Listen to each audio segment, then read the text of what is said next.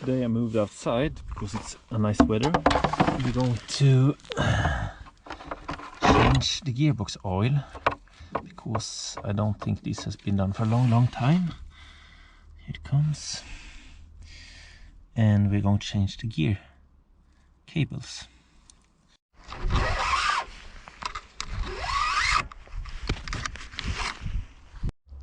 So this is the reason why I'm changing them. As I said before, they've been lying too close to the exhaust. The cover is melted and then this rusts up and you can't shift. Getting new cables in.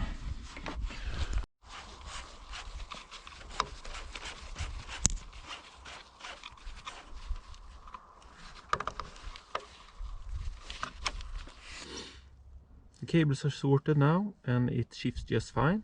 So now it's time for some new gearbox oil. And then I'm going to wait a minute before I put the lid back on the gear selector. I'm going to see if I can polish it a bit, because it doesn't look very nice. I'm also about to change the flywheel here to a lighter one, because I have one. So I'll do that and check the ignition. Unfortunately, I saw that when I was going to change to a light flywheel here, I saw that the cables on the stator are bad, so I need to change these to new ones. This won't work.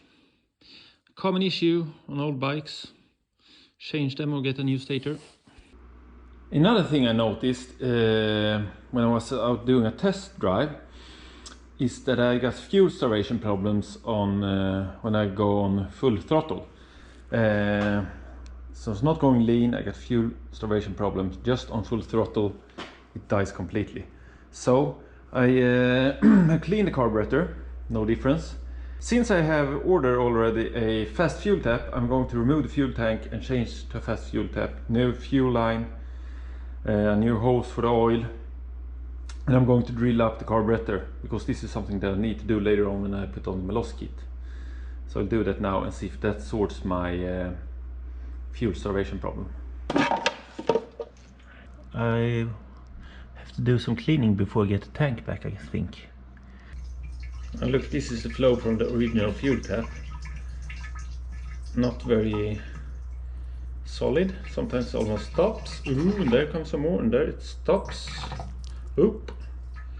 This is no good. So this fuel line has actually been changed quite recently, I think. And I know this because, number one, a 30-year-old fuel line would be very stiff. This is not.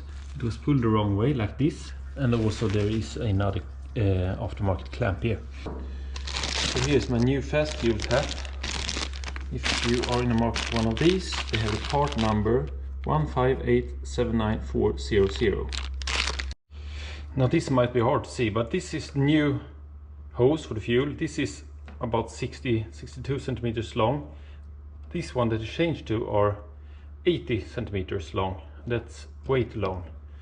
So keep it short, as short as you can. Now that I clean everything up here, I'm going to pull this the right way, which is down here underneath the oil tank and up here. So now with our shorter hose and our fast fuel tap in place, we're going to see if this makes any difference in terms of flow.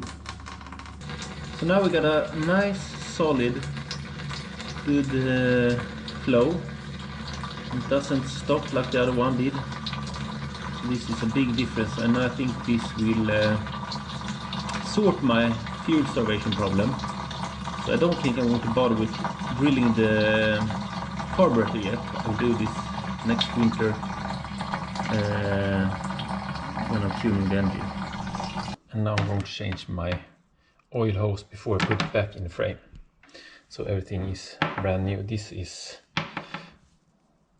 sort of stiff, I would say. So might as well change it. Well, down here it's actually less greasy now. And there's one more thing I'll do this episode. I bought a new centerpiece for the floorboard here because this was missing when I bought the bike. So I'll put this in place. So now the centerpiece for the floorboard is installed, and I think I'm good to go. See you next time.